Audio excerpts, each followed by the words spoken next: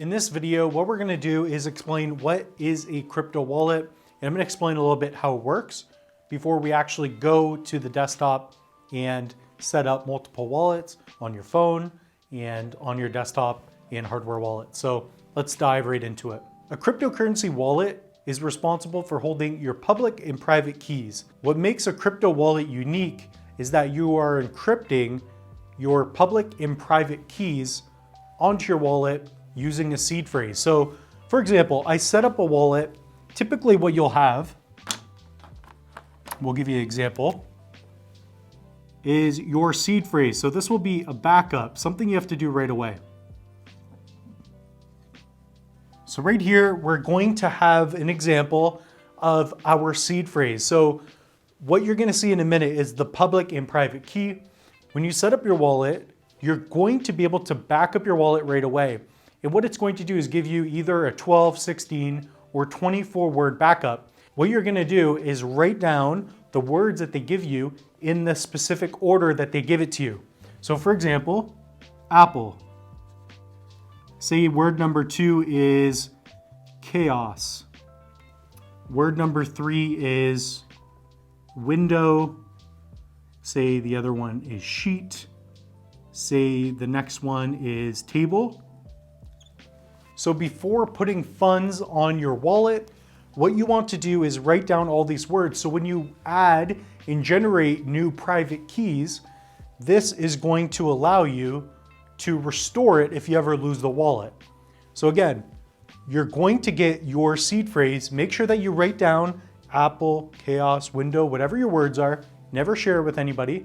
And you want to write it down in the specific order, back it up and put it away.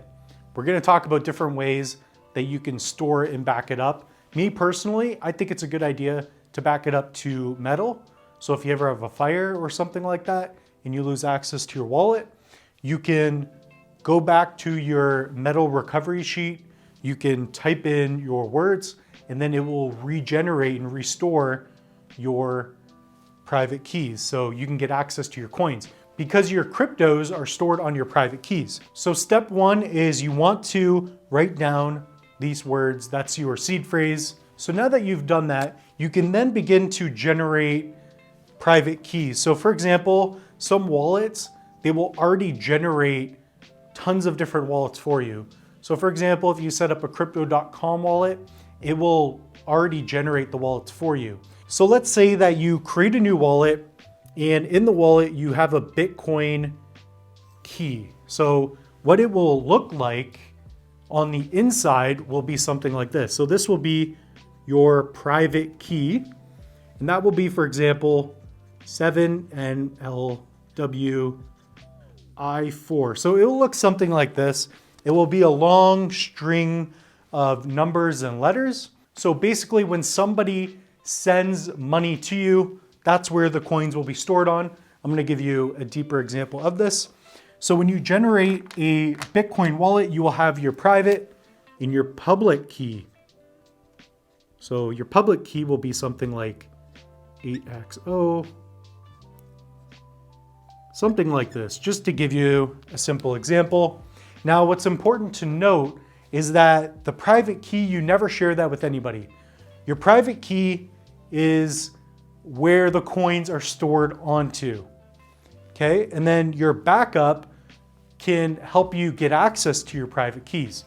When you're on your wallet, you're really only ever gonna see your public key unless you go into the settings and export your private keys. The way I like to think about your private key is your private key is your key that only you own and you don't give to anybody else. You don't share it with anybody else.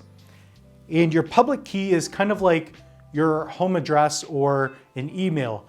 You share it with other people so that they can get access to you, but they don't get access to the inside of the home, so to speak. So let's say that I have 10 Bitcoin that are on this private key. So we have 10 Bitcoin. So 10.0000 Bitcoin.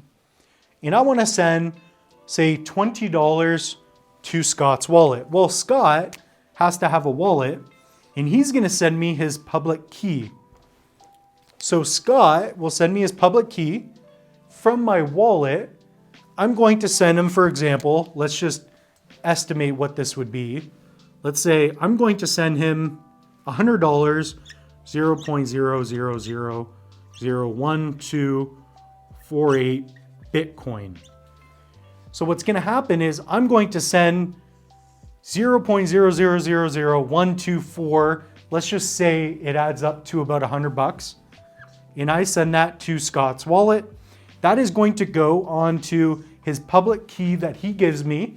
And then once it hits his wallet, his public keys, it will then be stored on his private keys. So again, that long string phrase, and then basically it will show up in his wallet. So what we're gonna do in the next video is show you how this transaction would work in a little more detail, but it's important to remember that you want to back up your seed phrase. So whenever you create a wallet, always back this up. Never show your seed phrase to somebody else. Never share your private key, only your public key. Your public key is kind of like a phone number, an email. That's where people will send the money to. So for example, if somebody wants to send me 1 Bitcoin, which is quite a bit of money, someone would send 1 Bitcoin to my public key. It would know that it's a Bitcoin wallet, and then it would be stored on my private key. So we'll give you another example of that in the next video. So I hope this is making a little bit of sense. Again, don't share your private keys with anybody. So we'll see you in the next one.